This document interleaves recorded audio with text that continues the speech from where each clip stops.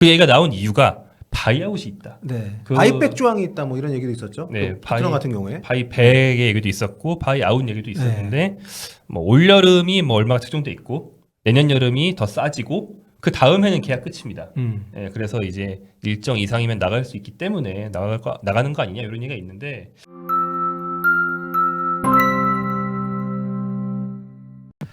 안녕하세요, 볼로TV 성욱입니다. 오늘 김정용 기자가 나왔으니까 당연히 김민재 선수 얘기를 좀 해야겠죠. 뭐 다른 얘기거리도 많이 있지만 저희가 이제 김민재 선수의 현재 상황과 관련해서 바이에른 뮌헨이 뭐 이제 개막도 했고 또 좀 이슈들이 좀 있기 때문에 좀 모아서 가지고 와 봤습니다. 먼저 오늘 이제 해리 케인 선수 인터뷰 얘기를 해야 되는 거죠? 네, 해리 케인 선수가 최근에 재미있는 얘기를 해서 독일에서 약간 화제가 되고 있기 때문에 뭐 이제 바이에른 뮌헨의 상황을 그 인터뷰를 통해서 한번 들여다보려고 하는데요.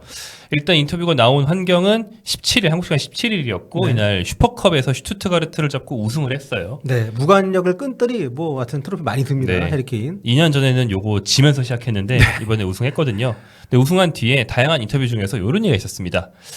지금 바이에른은 내가 뛴 선수단 중에서 가장 선수단이 작은 편에 속한다. 그 다음에 뭐 에벨 프로인트, 이들은 이게 디렉터들입니다. 네. 에벨 프로인트 그리고 감독이 남은 이적 시장 동안 결정을 내릴 수 있을 것이다. 프리시즌에 좋은 활약을 해주는 어린 선수가 몇 명 있다. 근데 이제 우리 선수단이 좀 빈약하지만 나 같은 선수들이 어떻게 할 수 있는 문제가 아니다. 이렇게 얘기를 했거든요. 그러니까 우리 팀 선수 왜 이렇게 적냐? 뭐 이런 얘기를 구단이 싫다 비판한다라는 용어는 쓰지 않았지만 사실상 애둘러서 좀 불만을 드러낸 거라고 볼 수 있기 때문에 조금 이례적인 인터뷰예요. 네, 선수단 규모가 가장 작다는 얘기입니다. 그 숫자가 적다는 얘기입니다. 네. 한마디로 얘기하면 1군 선수단의 수가 너무 적다. 이런 팀 처음이다. 뭐 이런 뉘앙스의 얘기인데 해리 케인이 뭐 토트넘에만 우리가 쭉 있었던 거 알고 있지만 그 어릴 때 임대를 많이 다녔거든요. 네, 뭐 하브리그로. 네, 그런 팀들하고 비교를 하면 뭐 모르겠지만 어쨌든 토트넘에서 뛰었던 경험을 기반으로 얘기를 했다고 치면 확실히 좀 차이는 있는 것 같습니다. 바이에른 뮌헨이 전통적으로 그 벤치에 앉는 선수들의 숫자가 적었던 팀으로 저는 기억을 하고 있는데 그렇다 하더라도 최근에 확실히 이적 시장의 움직임이 조금 좀 미진한 것도 사실이라서 이 내용을, 이 발언을 가지고 현지에서도 좀 많이 좀 얘기도 되고 있는 것 같아요. 네, 맞습니다. 일단 반박을 한 제3자가 있었기 때문에 그래서 이제 조금 더 화제가 되고 있다는 걸 간접적으로 알 수 있는데요. 이제 해설자로 활동하고 있는 바이에른 레전드 출신의 로타워 마테우스가 반박을 했어요. 뭐 이제 말 얹기 좋아하는 분이죠. 케인이 이런 말을 한 것은 난 도무지 이해가 안 된다. 이러면서 왜 자기가 이해 안 된다고 말했는지 줄줄줄줄 이제 이유를 얘기했는데 그 이유는 이제 뒤에 케인이 왜 그랬는지 또 어떤 상황인지 보시면 이제 이해가 될 것 같습니다. 그렇습니다. 일단 좀 가만히 이적 시장을 좀 들여다보면서 얘기를 시작을 해보면요. 일단 1군 선수단의 영입 규모가 그렇게 크진 않았습니다. 네, 쉽게 말해서 딱 3명이라 뭐 눈 감고도 다 말할 수 있습니다. 돈 주고 사온 거 루이스 디아스 1명 있고요. 그다음에 요나탄 타, 톰 비쇼프 2명의 이제 분데스리가 선수를 공짜로 주워왔습니다. 네. 그런데 나간 선수 리스트가 화려하네요. 네, 나간 선수가 이제 코망, 팔리냐, 다이어, 사네, 밀러인데요. 이 중에서 이제 다이어, 사네, 밀러 3명은 이렇게 아시다시피 이제 FA로 나갔죠. 이적료 수입이 없고요. 팔리냐는 토트넘에 빌려줬고 이적료 수입이 있는 거는 코망 1명 이렇게 5명이 나갔습니다. 그렇습니다. 이게 직접적으로 비교를 해도 그 선수단이 좀 얇아진 느낌이 들 수밖에 없는 뭐 그런 지금 이적 시장의 움직임이라고 할 수 있는데, 그러니까 단 숫자로만 봐도 뭐 1군 2명이 줄어든 거니까. 게다가 지금 유난히도 부상자가 좀 많잖아요. 장기적으로 좀 출전을 못하는 선수들이. 그렇게 따지면은 얼핏 생각해도 1군 훈련하는 선수들이 2팀이 안 나올 것 같은데? 그렇죠. 일단 장기 부상이 지난 시즌부터 데이비스, 이토 두 수비수가 있고 그리고 클럽 월드컵에서 다친 자말 무시알라까지 3명이 빠졌거든요. 단기 부상도 있어요. 뭐 파블로비치도 있고. 그래서 아마 1군이 한 17명, 18명 요 정도가 그 훈련장에서 훈련하고 있을 거라 케인이 딱 훈련하다가 주위를 둘러보면은 얘는 누구야? 이러면서 딱 이제 작다 이런 생각을 딱 할 수밖에 없고 더 체감되는 이유가 있다면 이제 공격진인데 말씀드린 선수 중에서 공격진이 많이 나가고 1명 들어왔기 때문에 좀 줄어들었거든요. 그래서 지금 1군에 뭐 공격 숫자 자체가 케인 뒤에 그나브리, 루이스 디아스, 마이클 올리스 3명 쓰면은 끝이에요.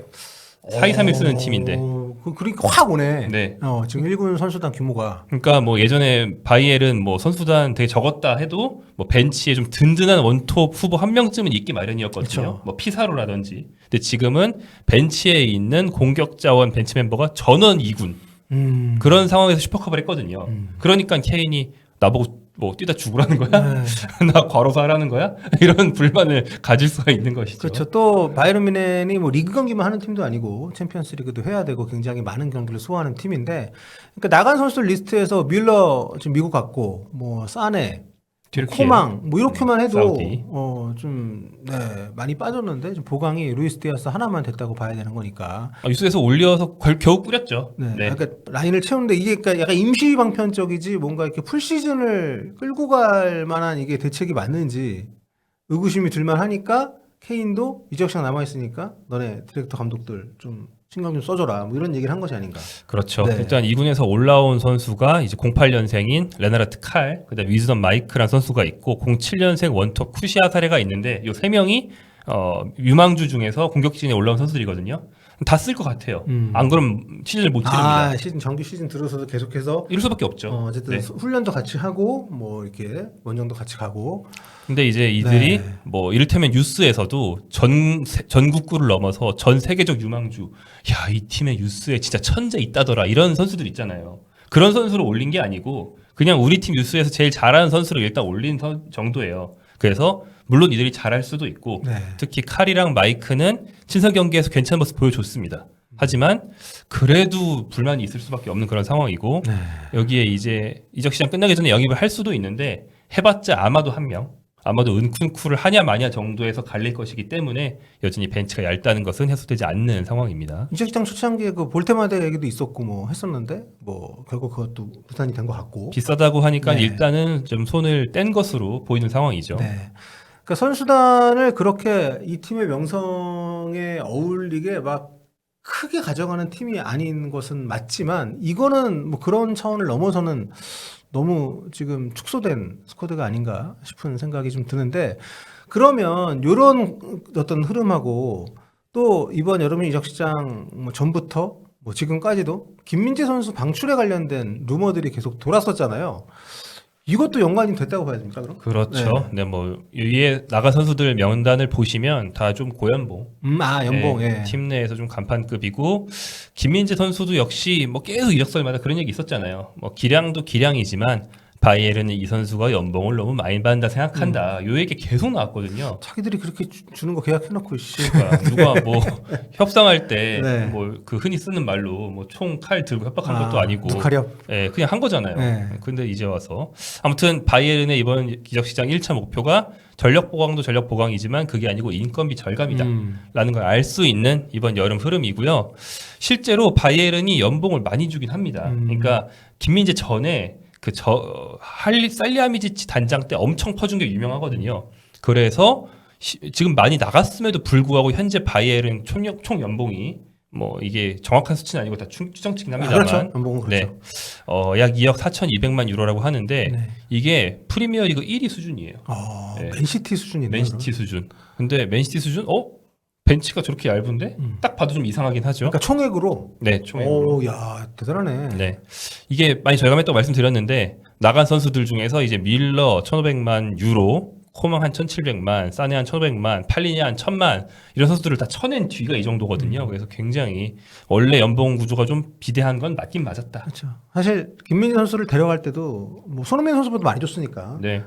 뭐 그만큼 이 팀이 좀 그 자질구레하게 많이 여러 선수한테 주기보다는 뭐 최고들한테 몰아주는 보다 이런 느낌의 연봉 정책을 가지고 있었는데 이거를 좀 바꾸려고 하는 거야 그러면? 아무튼 좀 굉장히 좀 그 인상적인 네. 수치라고 할 수 있을 것 같고, 그런 차원에서 보면 네, 김민재 선수를 방출하려고 하는 시도가 좀 이해가 가는 면은 있네요. 네, 그러니까 팀 전력이 약해지는 걸 감수하면서 인건비를 줄이겠다는 거죠. 그러니까 위에서 본 뭐 이선 자원이 3명이 나갔는데 그러면 연봉이 조금 더 싼 이선 자원을 3명 사서 메우는 게 아니고 네. 1명 아니면 2명만 사겠다. 나머지는 그냥 유수를 올려. 거의 뭐 이런 태도인 거잖아요. 그러니까 특정 포지션의 전력이 약해지더라도 네. 조금 어쩔 수 없다. 연봉을 일단 줄인다. 이런 상태인 거죠. 그러니까 김민재 선수 같은 경우도 만약에 매각에 성공한다면 뭐 대신 영입한다는 선수가 뭐 막심 에스테브, 아라우주 요런 뭐 유망주급이거나 어딜 봐도 바이에른급은 아니거나 이런 선수들이었는데 이제 이해가 되는 거죠. 아, 김민재 나가고 연봉도 싸고 이적료도 싼 선수로 메우더라도 괜찮아.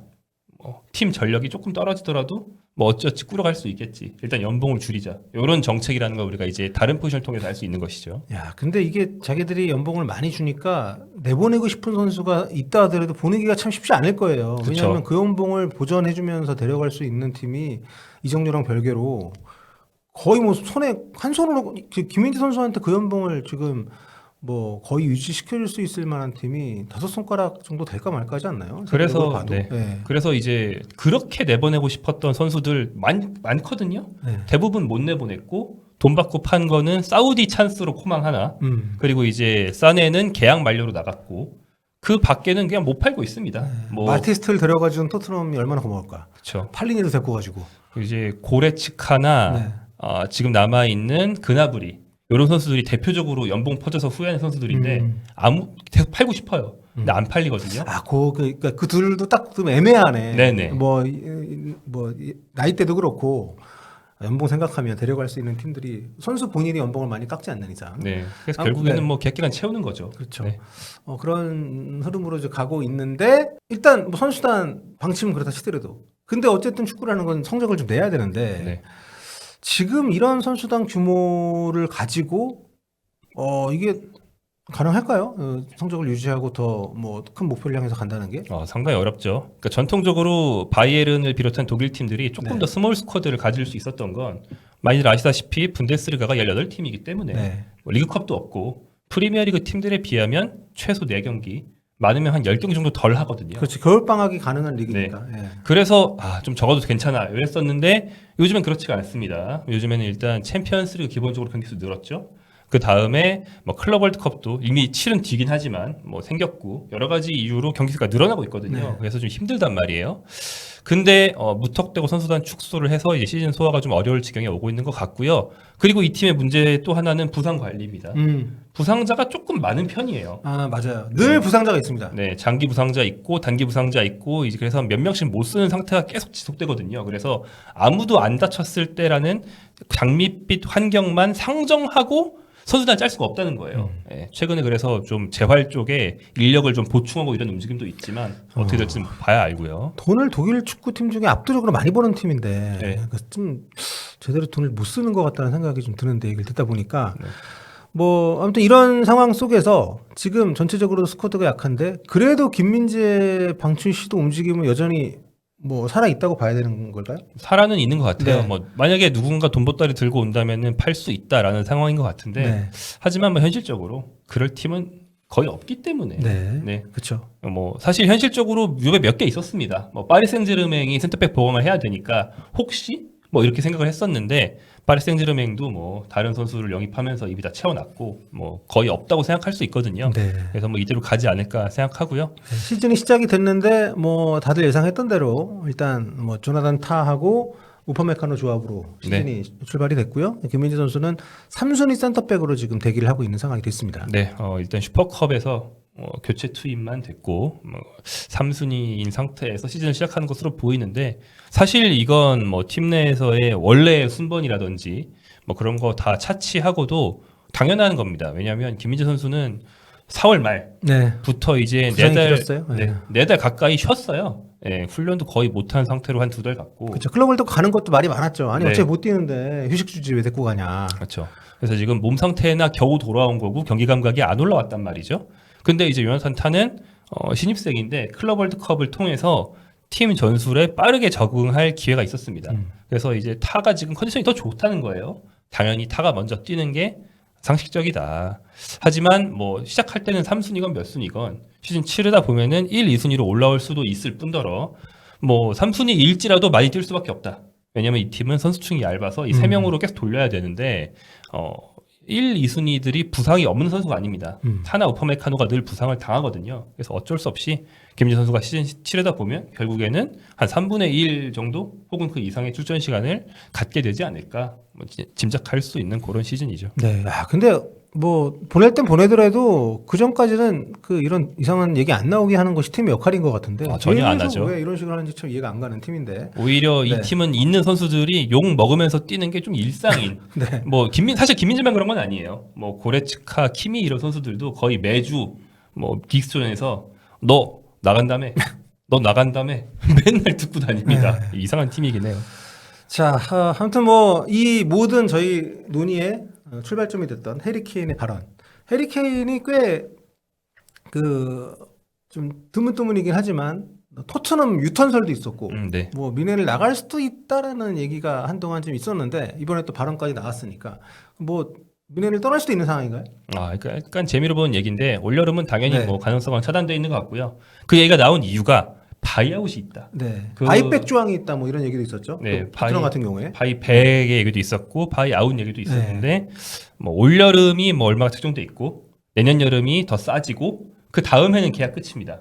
예, 그래서 이제 일정 이상이면 나갈 수 있기 때문에 나가는 거 아니냐 이런 얘기가 있는데 사실 뭐 원래대로라면 뭐 가기는 어딜까라고 생각하겠지만 만약에 케인은 우승하러 왔잖아요. 네. 근데 바이에른이 야망 없는 태도와 30대 케인한테 네가 더 뛰어라 이런 태도로 이제 일관한다면 케인 입장에서는 불만이 있을 수도 있죠. 그렇죠. 이제는 이제 챔피언스리그를 노리는 아마 그런 목표를 갖고 있지 않을까 싶은데. 그렇죠. 남은 목표가 인생의 네. 목표. 근데 지금 이 팀 돌아가는 거 보면 어이씨 여기 토트넘이랑 비슷한데 이런 느낌 들기 시작하면 이거 답이 없죠. 네, 그리고 네. 내년 여름이면 이제 케인이 33인데 만으로요.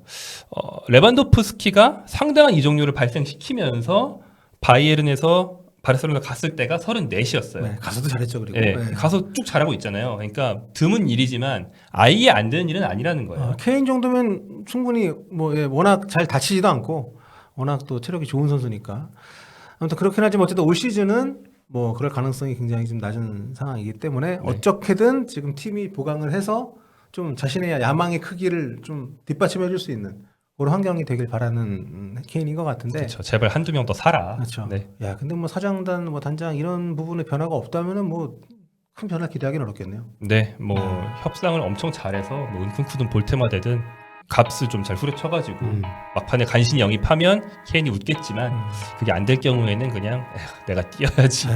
이러면서 1년 직장 다녀야죠. 그렇군요. 아무튼 바이에른을 둘러싼 여러 가지 어떤 이야기들에 대해서 이런 기자와 함께 정리 한번 해봤습니다.